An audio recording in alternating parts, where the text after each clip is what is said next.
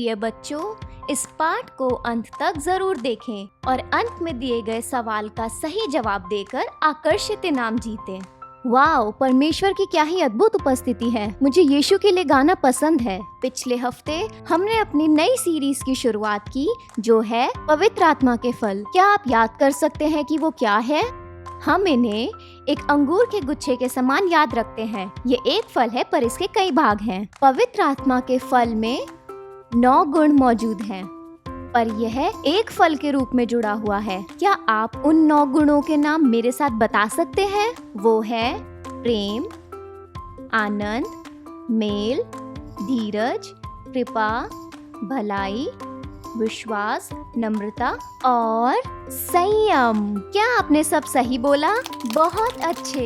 क्या आपको याद है हमने पिछले हफ्ते क्या सीखा? कि परमेश्वर हमसे प्रेम करते हैं, कि वो हमारे सारे पापों को मिटा देते हैं और हमें माफ करते हैं। और हमने पहले यूहन्ना के 3:16 से सीखा, हमने प्रेम इसी से जाना कि उसने हमारे लिए अपने प्राण दे दिए।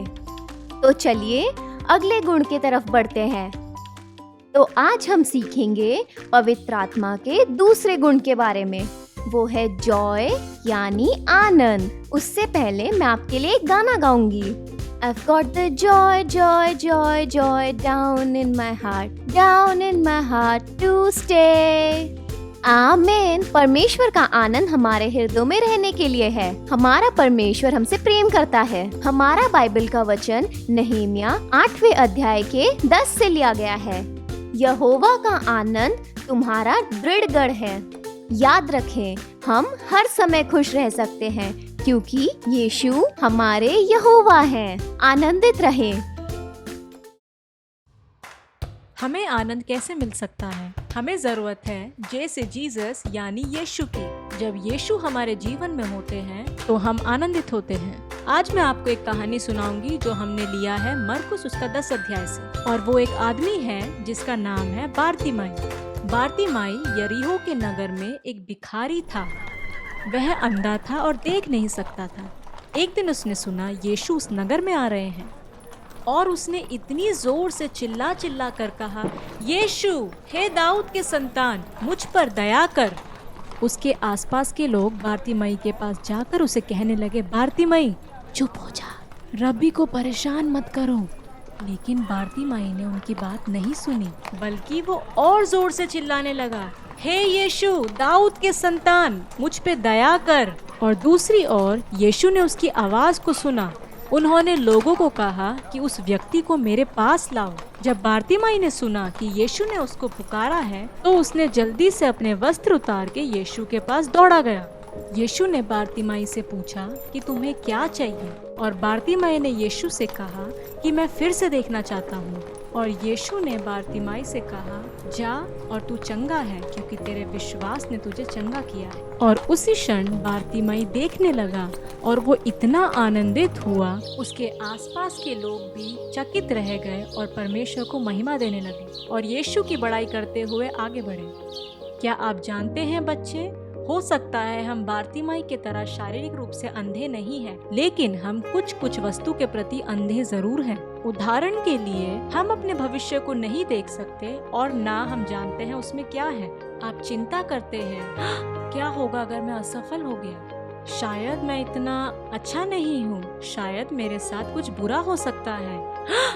क्या पता अगर मैं बीमार हो जाऊं? ओ नहीं, मैं आज आपको उत्साहित करना चाहती हूँ कि यीशु नहीं चाहते कि आप चिंता करें। मुझे याद है कुछ समय पहले मैं भी बहुत चिंता करती थी क्योंकि मैं नहीं जानती कि आगे क्या होगा। मैं अपने घर में बहुत सारे खाने के सामान लाई और सोचने लगी, क्या ये सब काफी है? क्या मैं ये खरीदना भूल गई? क्या मैं वो खरीदना भूल गई? और मैं चिंता करने लगी। पर यीशु ने मुझसे बात की और उसने कहा, चिंता ना कर, मुझे तुम्हारा ध्यान है।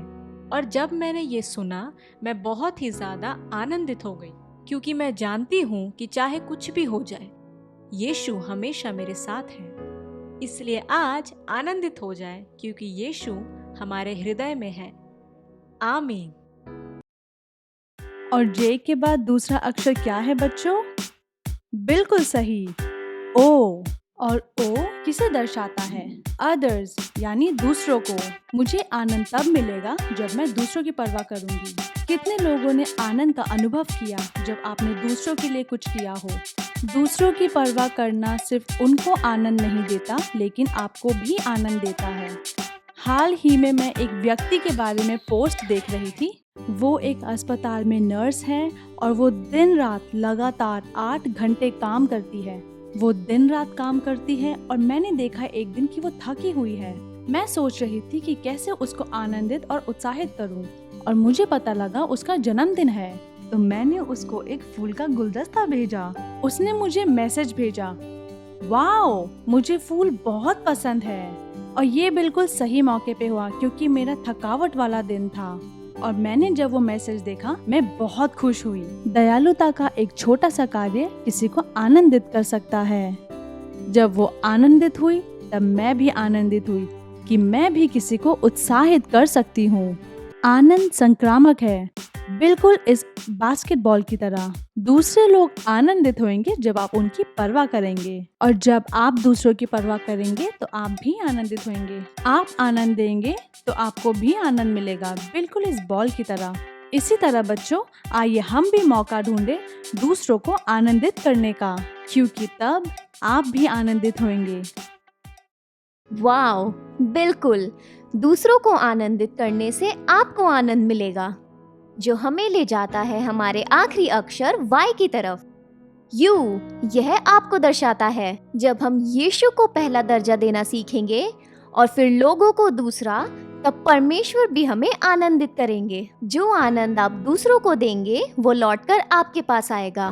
पर हमें ये हमेशा याद रखना है कि यीशु को पहला दर्जा मिलना चाहिए। तो हमेशा याद रखें, परमेश्वर का आनंद आपका दृढ़ गढ़ है।